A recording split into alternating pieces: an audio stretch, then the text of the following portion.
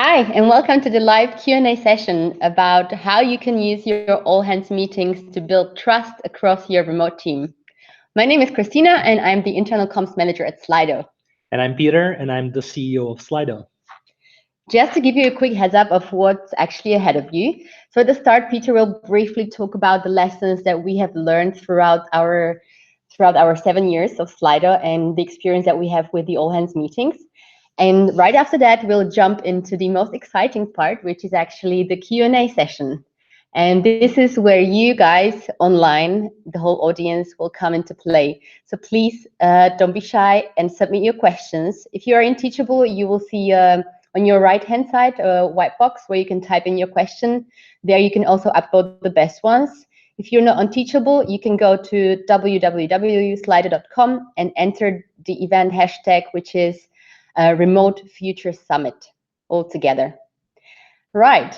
So this is about it. And before I pass over to Peter, I would really like to find out where you guys are actually joining from, because this is a fully remote conference. So it's really, really exciting format, and it would really be interesting to find out which country are you joining from. So again, if you're in Teachable, on Teachable, you can see it on your right-hand side. You can put in your country. If you're not on Teachable, go to slido.com and enter the event code Remote Future Summit. Peter and I are joining from Slovakia, a small country in Central Eastern Europe. And amazing, some boats are already coming in. So it's a fight between Spain and USA. Amazing, great. We see lots of countries from Europe. I think United States is actually winning. We have Virginia there, we have USA, so it's shaping pretty nicely. Wonderful. Thank you very much, guys. So if you have any questions throughout the session, I'll be monitoring them in Slido. So if you have any questions while Peter is speaking, please feel free to submit them. And Peter will be happy to answer them. Okay, let's now pass over to Peter, who will share the tips about how to actually organize your all hands. Perfect. Thank you so much, Christina. And hello from me as well. I think you can see my screen right now, hopefully. So you can see the beautiful word cloud and all the great people joining us from different countries. Romania now jumped into the field as well. So as Christina mentioned, today we'll be talking mainly about all hands meetings as an essential tool for building trust across your remote team and keeping them aligned and engaged. And really, like when I think about the journey of Slido, when we started in 2012, there were 3 founders, and there was really no need for us to have all hands meetings and run all hands meetings. But as the time went by, and around 2015, like mid 2015, when we crossed the 30 people in the team, we started to feel that it was harder and harder to keep everyone on the same page and rowing in the same direction. And we very naturally started to feel a need to kind of come together at least once a month and share the most important things happening in the business and like really make sure that everyone is rowing in the same direction. So after that, you can see now in 2019, there are more than 130 people in the Slido team. This is a picture from a few months ago, the whole Slido family here. And it's very kind of distributed team. So the team is spread across 4 continents, across many time zones. And to make sure that this team, as it's growing, is kind of productive and is aligned and going really like for the same goals and same vision, it's very important for us kind of to have this special place. And all hands has really become this special moment during the month when we all come together as a team and share those key updates, celebrate our successes, but also share our failures and the key lessons that we have learned as a team.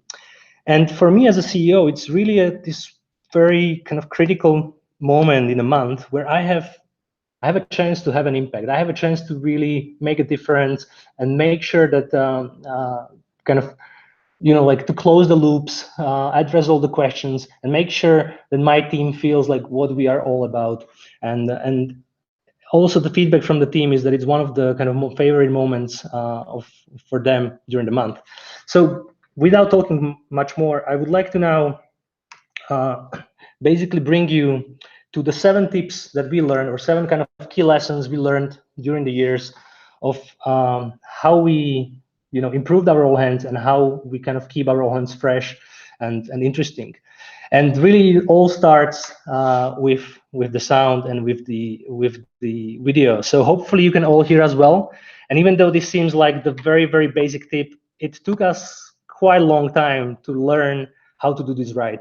And when we started, the people who were joining remote, they really, I have to say, didn't have the best experience, but they felt that they cannot really complain because they were outside, right? They were outsiders. But gradually, we learned that to make it really kind of great for our remote people, we had to start using professional sound. So first, we started using actually Jabra when we were still smaller.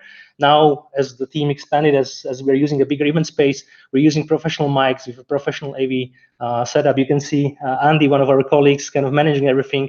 And we're also using Catchbox, which is a great tip for the whole team, which is a throwable microphone. And we have a rule during our big meetings that no one can speak in the room without having Catchbox. So making sure that every time someone speaks in the room, the people online can hear. The second tip, Zoom has been a game changer for us. I know we are using Google Hangouts now, but when we switched to Zoom, I think 2 years ago, it was a complete change. Like the video and the sound and the reliability of the tool was incredible and allows you to do a lot of great things. So that was a huge game changer for the remote experience. And the last tip was a little bit kind of unexpected for us, but I think it's critical for you to have this open channel for your remote people where they can write if there is any issue, any problem with the experience. They can always complain or write, so you can kind of fix it in real time. And it's important to have someone always checking that channel and replying back to the people remote to make sure that they know what's going on and when it will be fixed if something like that happens. So the AV setup, I know it sounds basic, but if you don't get right, nothing else matters. All the other tips are just not important. You have to get this one right, and it's not that easy. The second kind of really big game changer for us was introducing the in moderator. So we've done this maybe a year into starting when we started doing the all hands, and it just completely changed the flow and the dynamics of the all hands meeting. So initially it was our marketing director, and nowadays it's Christina, responsible for internal comms, who always at the beginning of the all hands greets everyone, kind of sets the tone for the whole meeting, sets the tone for what we are going to be talking about, and really ensures the smooth flow for the meeting. And very important, throughout the meeting, she's watching the Q&A, she's watching the questions coming from the audience, she jumps in when it's appropriate, and at the end, like now. just like now, and at the end, she manages the whole Q&A and making sure that the whole meeting kind of flows very nicely and feels very natural and nice for both the people in the room and online. This has been a big game changer for us in our meetings. The third innovation was introducing online facilitator. So as we have the moderator in the room, after time, we started to feel a need to have actually someone also online who really, before the meeting starts, as people are joining online, welcomes everyone and makes sure that they don't join this kind of silent place, but there's always some kind of nice chit-chat going on.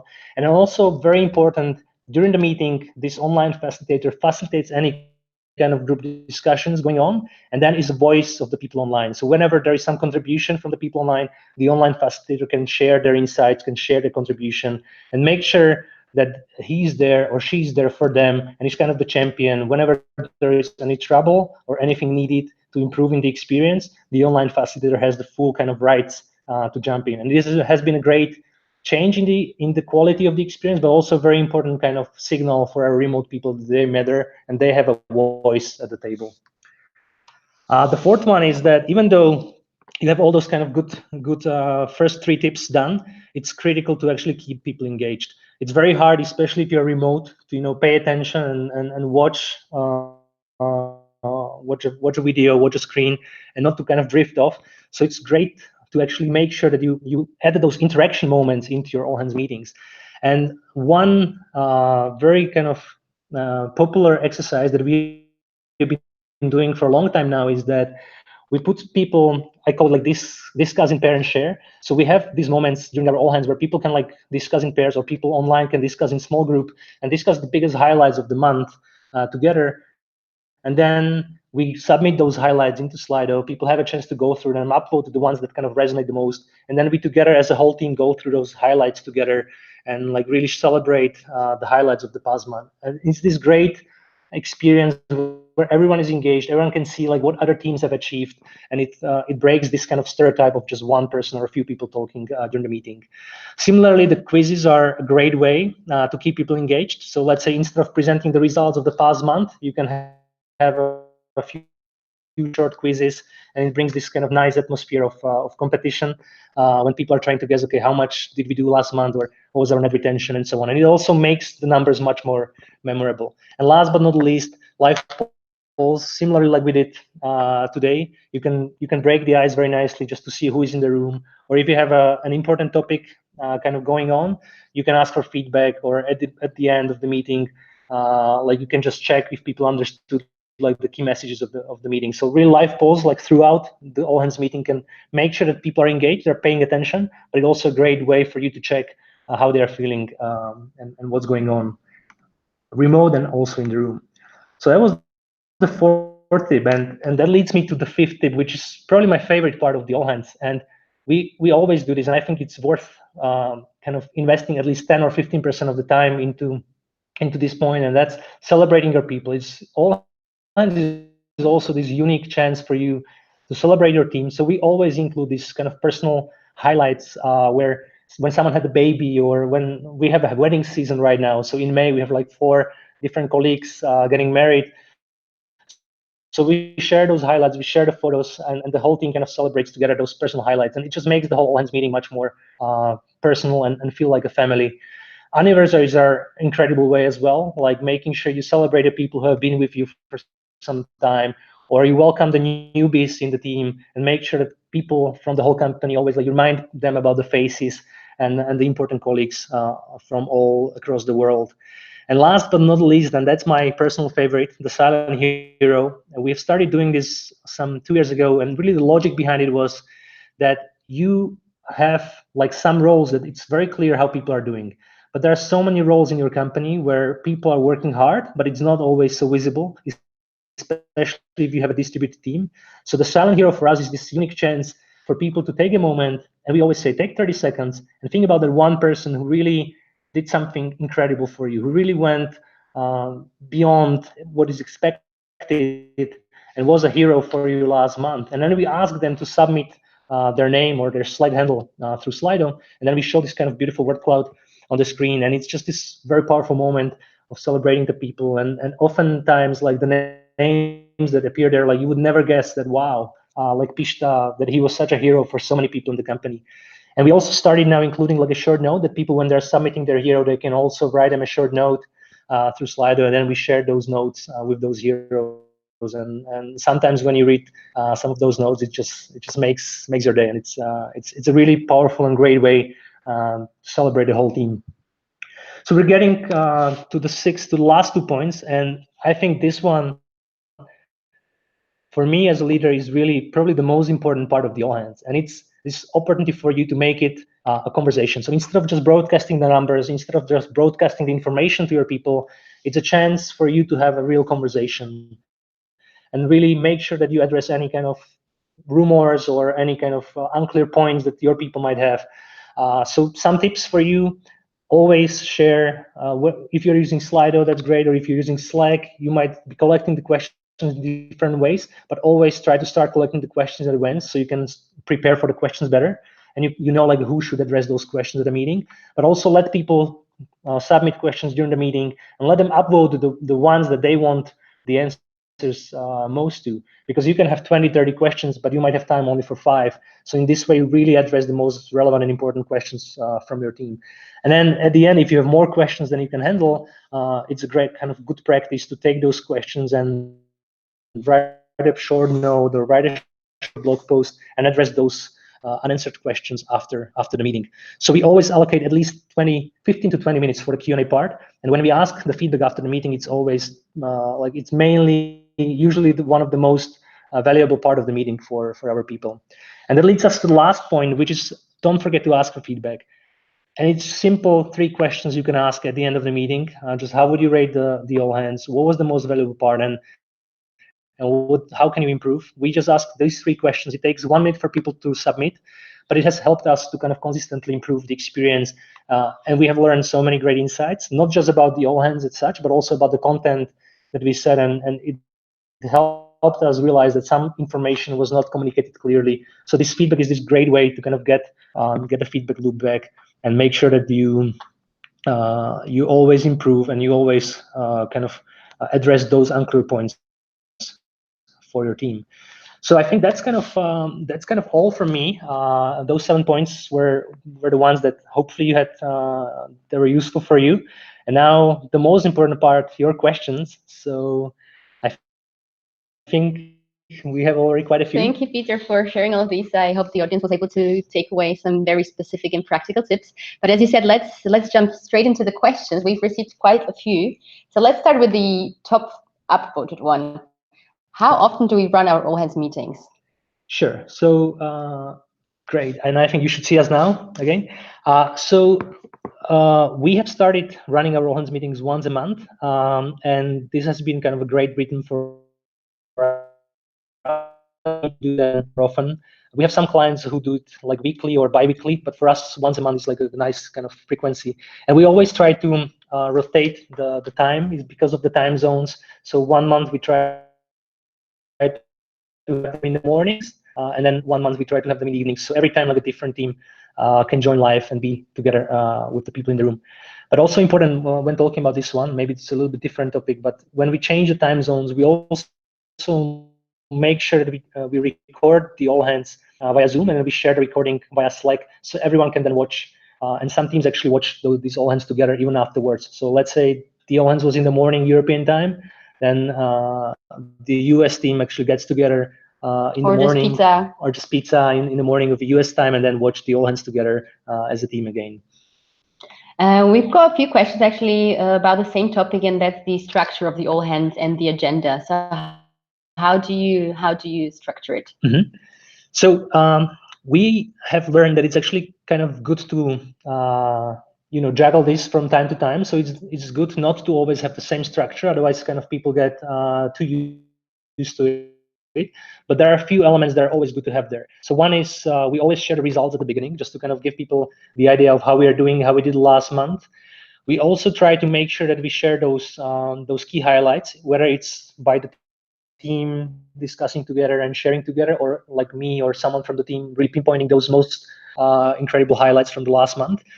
We always try to bring the customer voice to the all hands, so either sharing a customer story or sharing some like interesting insights from the customer.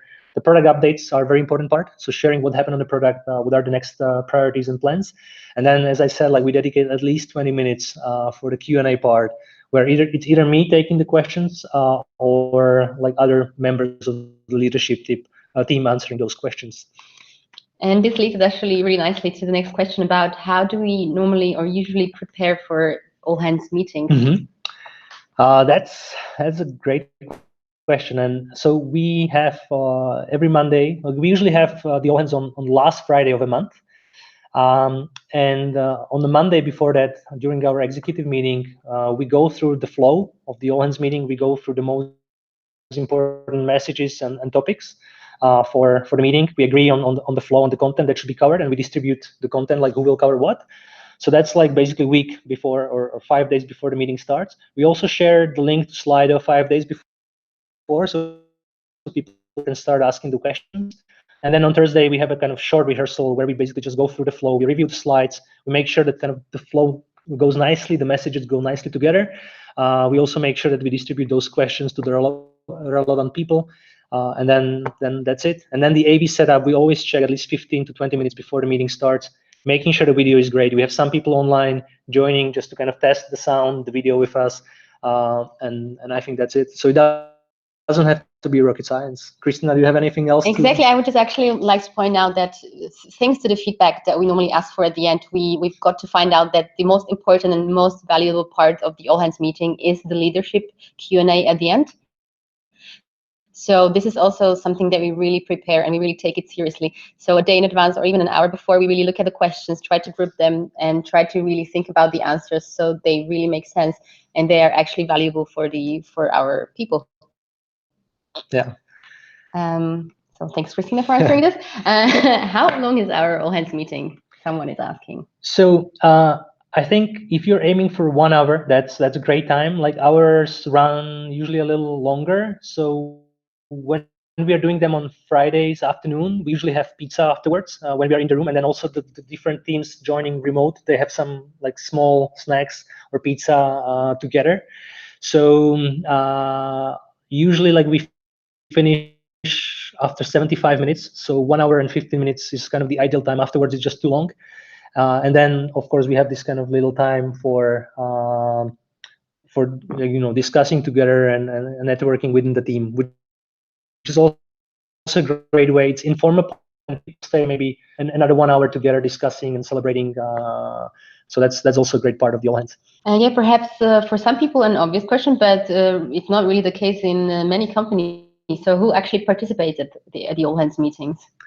So that's actually a good question. We are a small company still, so everyone participates. And I think as you're getting bigger and bigger, especially if you kind of reach certain size, it makes sense for you to have also all company meeting, like which is like the all hands with the whole company. But then it also makes sense to kind of break it down by teams. So it's great. Like let's say our customer success team has also now all hands once a month. The engineering team has this kind of like all hands retrospective meeting once a month. So it's really good that you then start breaking it down to those smaller teams, so they also have a chance to discuss those relevant topics and go through those relevant issues and priorities within their own teams. I think once the team reaches like the size 25, 30 people, then that's the right time to start having the all hands. So Michael is asking a really actually nice question. If you could point out the one most important must-do thing during your all hands meetings, what would it be? Wow, one most important thing. I think it's really this like giving the voice to the people. Like it's so easy just to come and just dump information on them and be totally on the wrong side. Like making sure that you actually make them feel listened to, making sure you give them a chance to ask, making sure you have those moments where people from, let's say, the remote teams can share their highlights or can share some of the achievements they achieved. And then also that you celebrate your people. I think that's critical thing. So celebrating people and making sure you give them the voice, that's I think the biggest and most important thing you can do, because ultimately it's all about them and it's all about you coming together as a team and hearing those voices, seeing those voices. So I think that's the one must do thing. But again, that's maybe possible with our size and a little bit bigger size. But if you have 10,000 people, you must, or you should plan it much more kind of precisely, and you have to coordinate it better. Michael has been active, and he's got another great question. What other types of remote meetings do we run within the company? Oh my God, like basically all our meetings are now partially remote. So, and that has been, as I said, like Zoom has been a game changer for us. So almost in every room now we have Zoom rooms where you can basically just come there. You have Jabras in every room.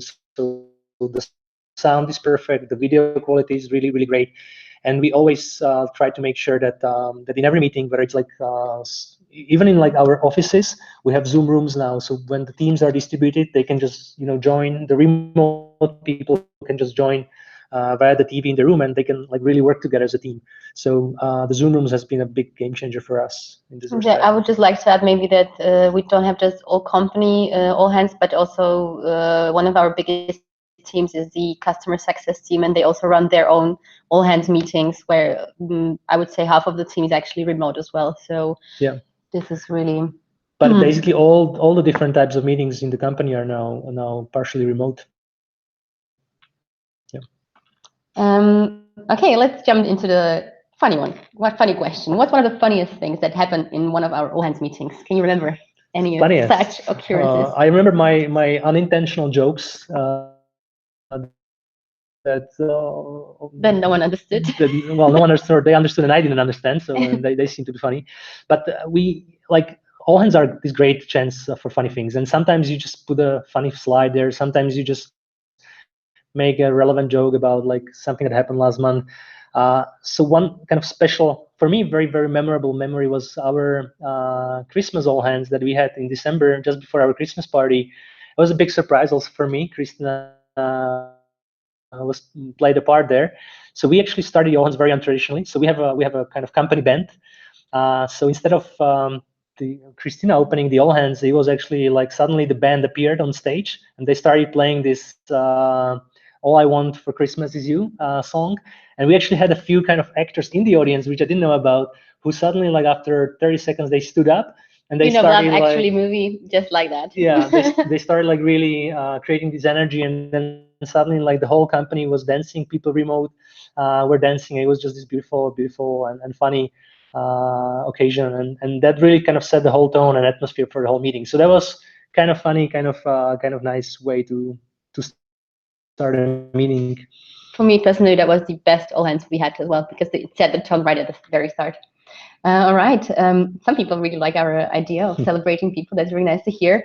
How do we engage our employees to participate in our all hands meetings?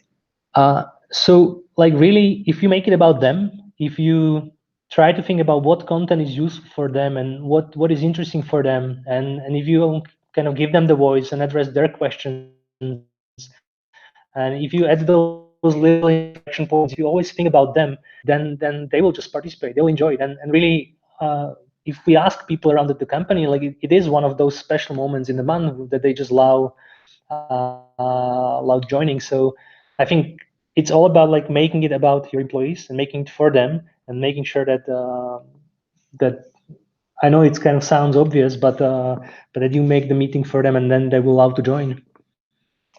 An anonymous person is asking whether we have our use of webcam during the all hands mandatory, and what's your actually opinion on that? I think it's beautiful if people, like, we can see people on the screen, and we have actually the setup we have right now in our event space. It's quite unique that we have. You can see the people on the camera as I'm speaking. Behind me, there's a TV with all the faces, but then there's also a screen opposite to me where there is a camera kind of, um, taking my video. So everyone who is sitting in the room can actually see me, the speaker, but can also see the people on the big screen next to the slides, and that just creates this visual image that we are all there together.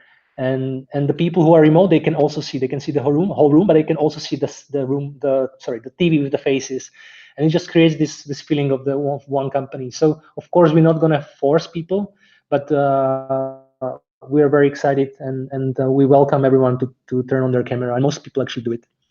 We've also got a question from a person about what was the big change from communicating from the line manager to the team, and then the change swapping to the all hands meeting. What is the big change there? I'm not sure if I understand exactly. I hope I understood the question correctly, but I think because in some companies, before you get to the point that you have the all hands, because you are so big, so the way you talk or you give information to your people is through the line manager or team lead or whatever you call this person. So what is the communication change? How does this information, how does the communication in itself, how does it change? Do people get less information? Do they? So we have like very kind of like we use Slack, and we have weekly newsletter. Actually, Christina is sending every week, which kind of includes all those important highlights and updates of the past week. So people are pretty well informed already, and we try to share all the most important highlights and things that happened in the past week through the newsletter. So people are already pretty well informed, and then the line manager is mainly responsible for sharing information within the team. So, and then those line managers are kind of the voices of the team who bring important messages and important topics and information for us to the all hands, and then we share those to the other teams in the all hands. So it's almost like the all hands is the place where you collect all this interesting, important information, and then you share it with the rest of the team, so everyone kind of knows what's going on and hears it. And we have one last beautiful question. If we have any remote open positions at Slido? Of course. It is not a seat question, I promise. But yes, you can just go to slido.com and you can see our positions there. And I think our vision is to really build a company where it doesn't matter where you work from. We definitely want to have an HQ, a safe place where people can work together and be together. And wherever anyone remote can actually join from time to time. But we also want to make sure that if you work from anywhere, Bali, US, Canada, anywhere, like you still feel like a first-class citizen, like you feel an equal member of the team. So definitely, guys, if please just shoot us a message, and we would love to. Yeah. And I think this is such an important future. So we definitely would love to be part of that future.